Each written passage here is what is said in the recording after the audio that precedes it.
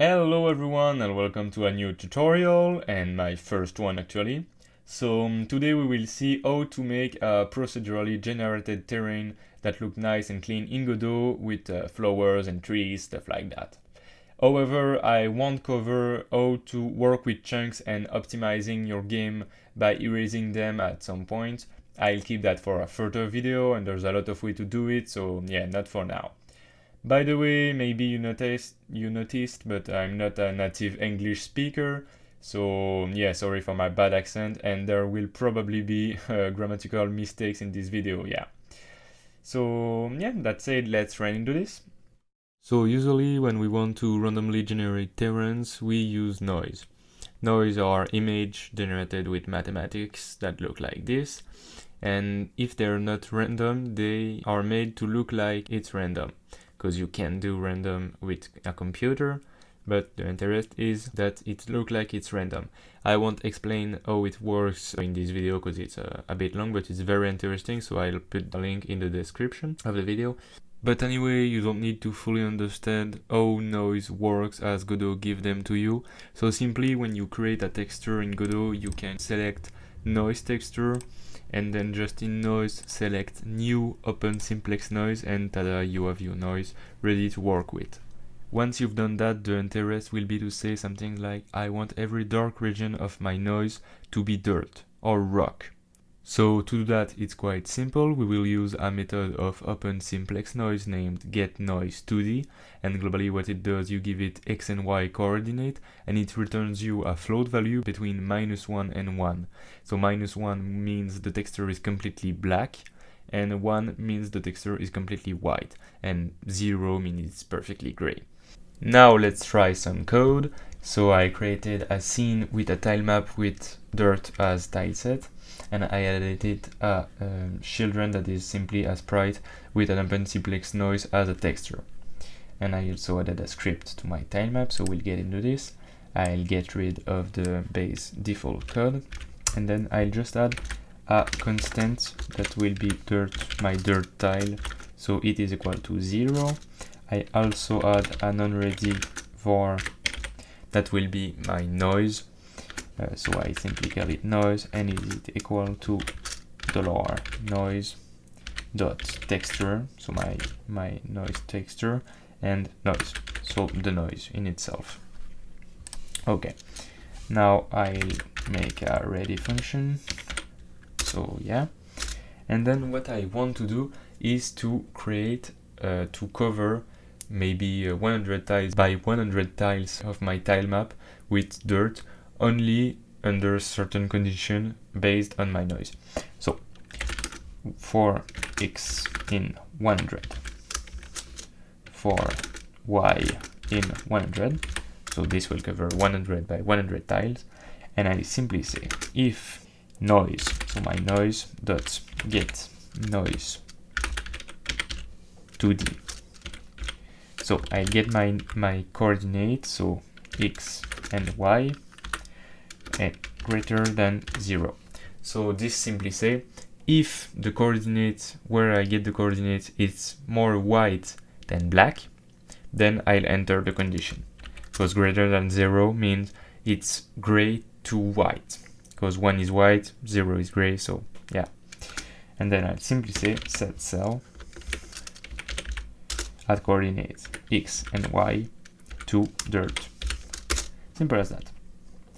And then if I launch the project, okay, we can see everything. So I'll just add a camera. I'll name it cam. It's the current camera. It's maybe 7 by 7. Okay, and now we should get everything.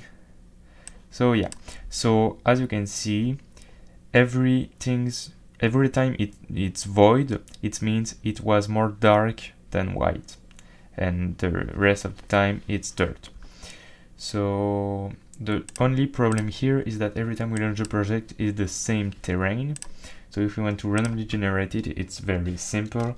I'll just have to say noise, no, first of all randomize everything to reset the random every time we launch the project, and then simply says noise dot seed is equal to a random seed, so maybe from 0 to 1000.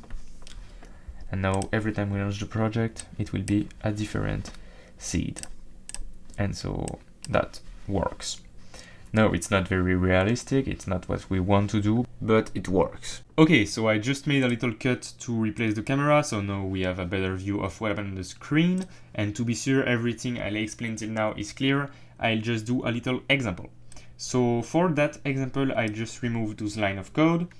It's Ctrl-K to silence line in Godot, and why I remove them for now, it's simply because I want to compare with the same seed every time for the example. So if I launch the project, I have the seed 0 by default, and it's this seed. Now I want to know what happens if we change this value. And globally, this condition is whether or not we put dirt in each tile, because it's for x in 100, for y in 100, and every time if the condition is true, we put a dirt tile. So this condition is whether or not we put a dirt tile, and from 0 to greater than 0, so 1 is the maximum, from 0 to 1 we put dirt.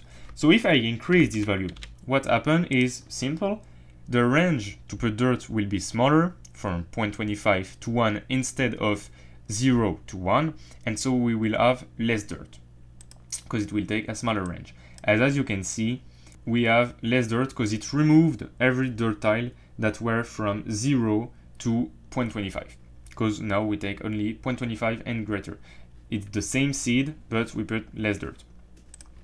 Now, as you maybe guessed it, we can do this the opposite. So I started with 0 or greater. Now I'll do minus 0.25 or greater, and I will have a lot less dirt. And yeah. Now the last example I want to make is with a value of 0.5. And as you can see, with a value of 0.5, we have no more dirt. But from 0.5 to 1, it's an existing range. It should have some dirt. And so why this doesn't happen, it's for a very simple reason and very simple explainable reason. As you can see, if we watch our noise, places that are completely white are mostly in existence. Sometimes it's white-gray, sometimes it's gray, sometimes it's black-white, black-gray, but completely white or just over 50% white, it's really rare and mostly in existence. So it's kind of exponential. Value at extremities, -1 and 1, are mostly inexistent, and the more you approach of 0, the more you'll get existing results. And the more you'll get results, in fact. Now, if you understand everything I'll explain till now, it's the base, and if you understand everything, you shouldn't have problem with the rest of the video. It's quite simple. So I'll just, for the remaining things we have to do, I'll just put back a value that is that lets us have some dirt, so minus 0.25 maybe. And so nice, we have dirt. And now the problem is the ground, and the ground is really flat and we want some irregularities in this ground, so it's not really complicated. I'll just go in the 4x in 100, and what I do is I'll do a ground variable. I name it ground because it's ground, and it will be the 8 if we want of the ground. So for now, to show an example, I'll just take a random from 0 to 9. And here I'll just change for y in 100 to for y in a range of ground to 100. So now instead of going from 0 to 100, it will go from a random 0 to 10 to 100. So if we launch the project, as you can see now the ground is irregular, but it's not very realistic, it's kind of ugly because it's totally random. And to have a nice random, we have to use noise again. So instead of making a random from 0 to 9, I'll just use the noise we created before. So noise dot get noise 2D, so same as before here, and I'll get x and y is 0 because we are only on the x-axis, and so x0 And now what it will do a ground that is between -1 and 1. Now I want a bigger value because I want the ground to be, the irregularities to be bigger. So maybe multiplied by 10. And the last thing, I want the absolute value because I don't want -10. I want from 0 to 10. So if it's -1, it will be -1 multiplied by 10, it will be 10 because it's absolute value. So it goes from 0 to 10.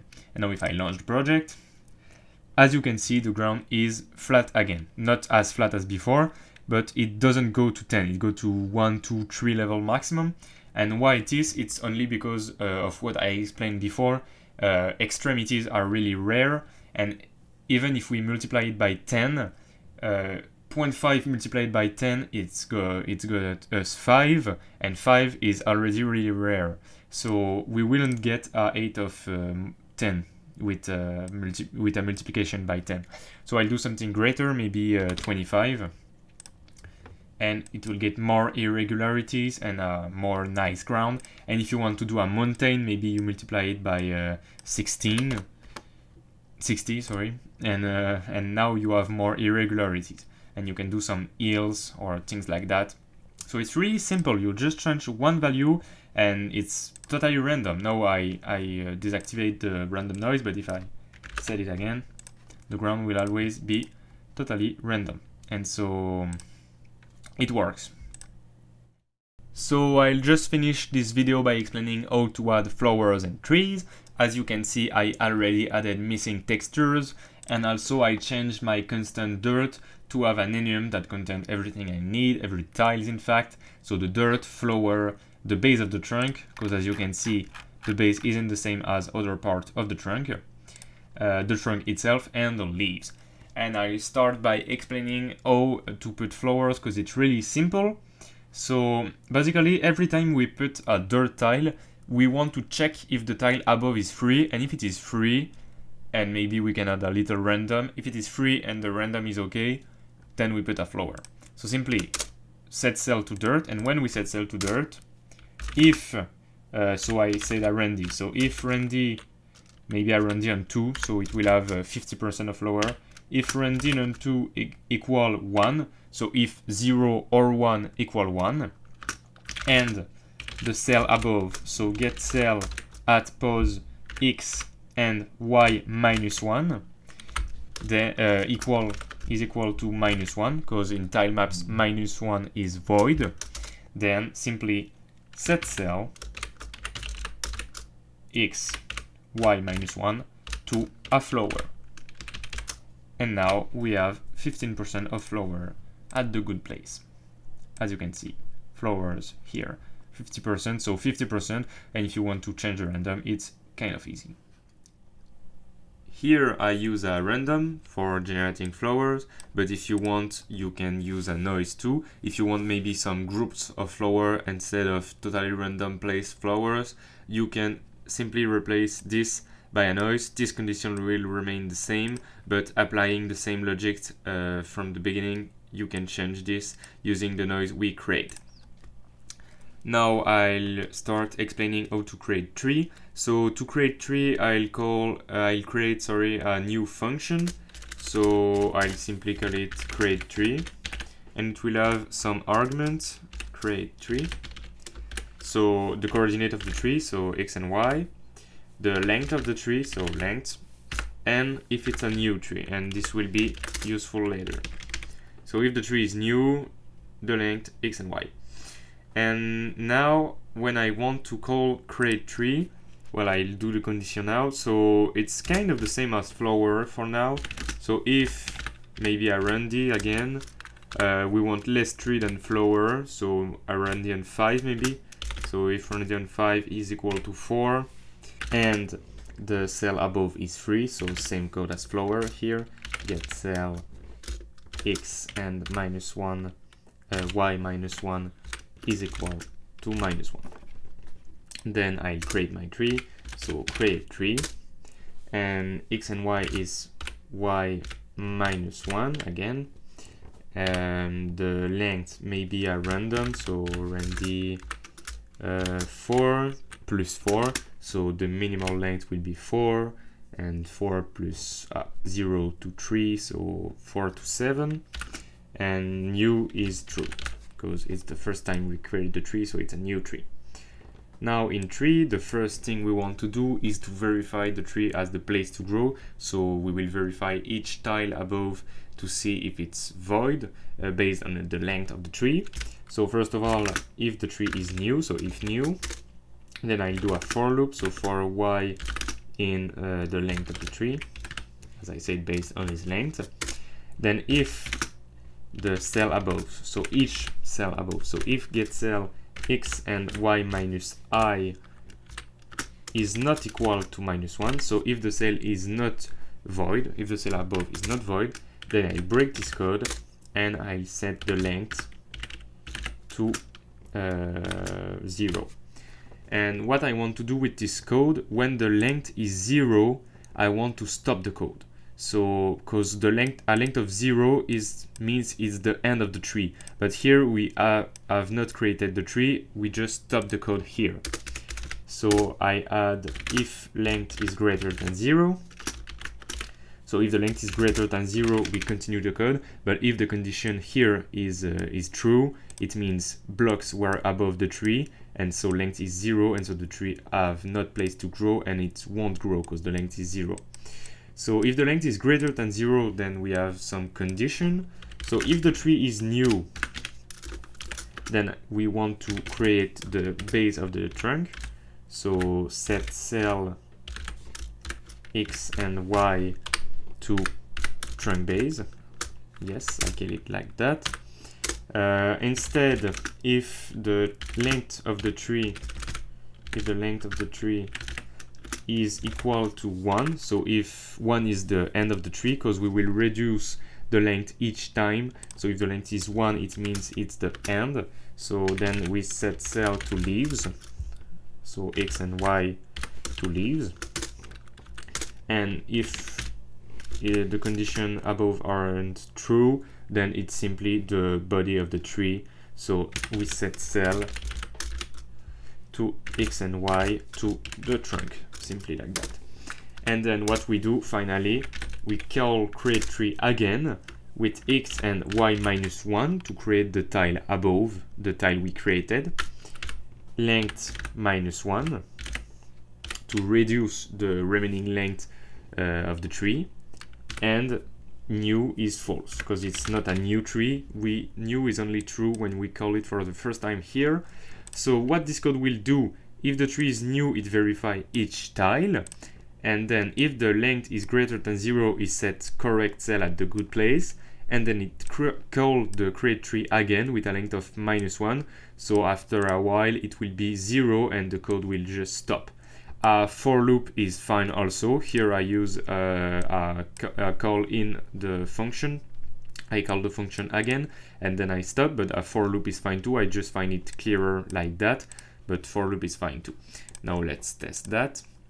And as you can see, we have trees and they are of different length, and so it works. And no trees here because maybe they have not the place, or maybe there were flowers. So yeah, because flowers can stop trees because if we put a flowers, then the cell isn't void, and so the trees can't be placed.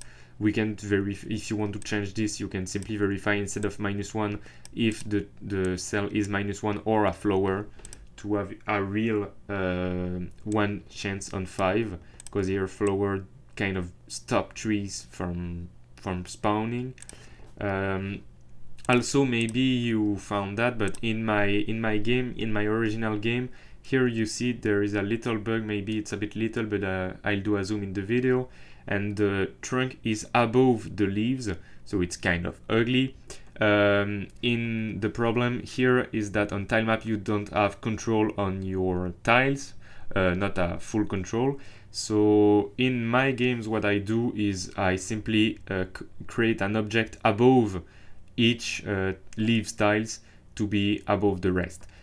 Maybe there's simpler way, I don't know, but it's what I do in my game. Some objects are above and I simply create a node to be above the rest. And yeah, this concludes everything I wanted to say for this video. So if you have questions, put them in the comment section down below and I'll be answering real soon. And if the video was helpful to you, please like it, because it shows me I don't do this for nothing and that it helps someone, and it's kind of cool to know. And on that, see you later and have a nice day. Bye!